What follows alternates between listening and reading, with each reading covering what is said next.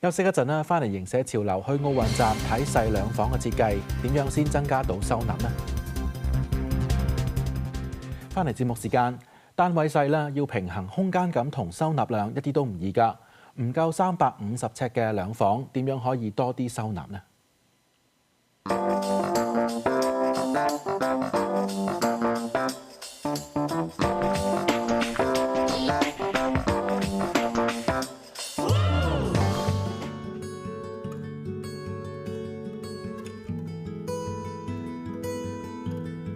單位啦，咁就大概340尺。咁屋主就有3個人住啦，係。咁呢個單位本身佢哋咧就住咗20幾年㗎啦，咁啊雜物啊都會比較多，咁啊所以今次揾我哋裝修咧就想翻新一下，咁啊增加多啲收納空間啊。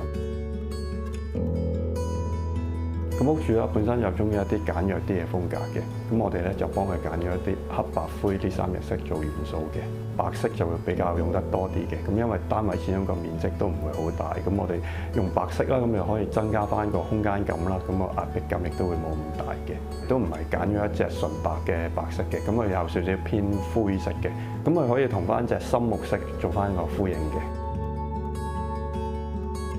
咁客廳方面啦，咁個原則個間隔咧，大幅嘅牆就唔係好多嘅，咁我哋就將浴室嗰個門啦，咁就向右邊移咗，係啦，咁啊令到廳有一幅比較大嘅牆身，咁可以做翻一個相對較大嘅電視櫃對住個梳化咁樣。咁呢個電視櫃啦，個厚度就比平時厚少少嘅，咁佢個收納啊，咁就會比較多啲啦，咁滿足翻客人嗰方面嘅要求。咁浴室方面啦，咁我哋改動咗個門口位置之後啦，咁裏邊嘅擺位都相應咁樣改變咗嘅。除咗改變咗個洗手盆之外啦，咁企缸個位置啦，咁屋主就話唔需要咁大，咁我哋就改細咗個企缸啦，咁後邊就留翻一個空位，咁做一個大嘅儲物櫃嘅。咁裏邊就擺咗啲污衣籃啊、清潔液啊，咁樣呢啲平時唔想見到嘅嘢啦。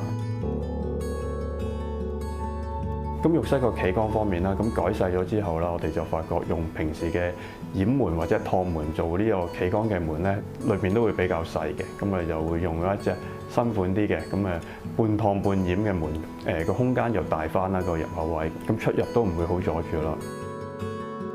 咁因為廚房嘅面積唔係咁大啦，咁我哋就將部分廚房嘅家電啦，咁就做咗喺個客廳嗰度嘅，都係做咗一啲嵌入式嘅設計嘅。因為呢組櫃啦，都係喺客廳嗰邊會見到啦。個顏色方面啦，咁就配合翻個電視櫃咁樣做翻個呼應嘅效果。咁會做咗啲條紙啊，喺個雪櫃側嗰個板度咁樣嘅，咁望落去啦，咁就會同個廳好似一整體咁樣。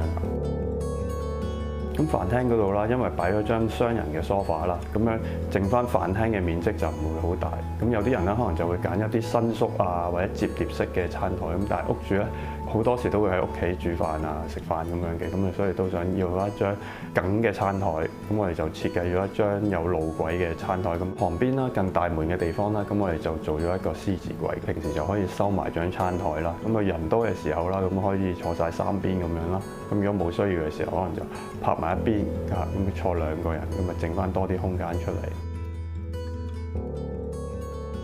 咁兩間房啦，佢嘅面積都唔細嘅，主人房啦就大概有70尺。咁呢個單位嘅主要收納任務咧，我就擺咗喺呢間房度。我哋就做咗一個地台啦。咁因為單位嘅樓底都唔係真係好高嘅，咁我哋地台嗰度咧就做咗1級。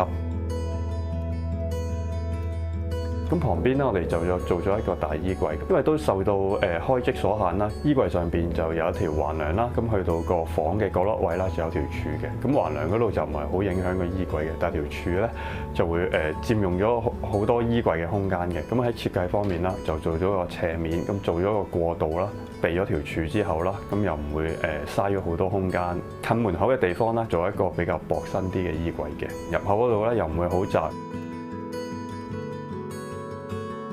床頭嗰度啦，我哋就設計咗一幅特色牆啦，就用咗一啲線條啦，配合啲線框咁做翻個設計嘅。咁望落去就好似用咗牆紙咁，但係其實咧，我哋就揀咗一隻布紋嘅木板嘅飾面啦。咁因為呢個單位都係沿海嘅，咁啊擔心濕氣會比較重，就唔用牆紙啦，就用咗呢一隻物料咁。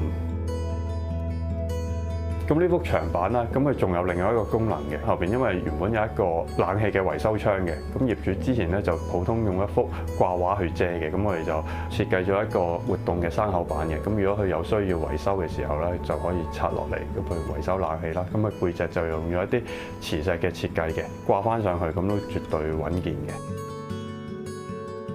咁嚟到仔仔房啦，咁佢面積就大概60尺，咁佢顏色方面咧就同廳啊主人房有少少分別嘅，佢就比較中意灰色多少少嘅，咁所以我哋呢間房咧都用咗一啲比較深色少少嘅油漆啦，係啦，咁傢俬方面灰色嘅比例都會多翻少少嘅。本身就有個凹位嘅，咁我哋就做咗個衣櫃嘅，做咗唔同嘅高度啦，滿足去擺唔同高度嘅嘢啦。下邊咧就做咗3格櫃桶嘅，咁個櫃桶面嗰度咧，我哋就用咗啲黑玻璃，望落去會型格少少，同埋可以望到裏邊大概放咗啲乜嘢，咁攞出嚟嘅時候就方便啲啦。咁呢個櫃啦，咁佢就用咗一個平面啲嘅設計啦，就延伸到去隔離幅牆，比較一體化啲。咁呢幅牆啦，都會有一隻對流窗同埋冷氣窗喺後邊嘅。不過仔仔都唔係好中意，咁我哋就同主人房一樣啦，咁就做咗一個山洞板嘅設計。咁維修嘅時候咧，就可以除落嚟。咁原有張書台就唔係好大嘅，考慮翻仔仔嘅需要啦，咁啊喺側邊就加多個層板咁樣，可以拉出嚟當做書台嘅一部分咁樣，俾佢擺下嘢咁樣嘅。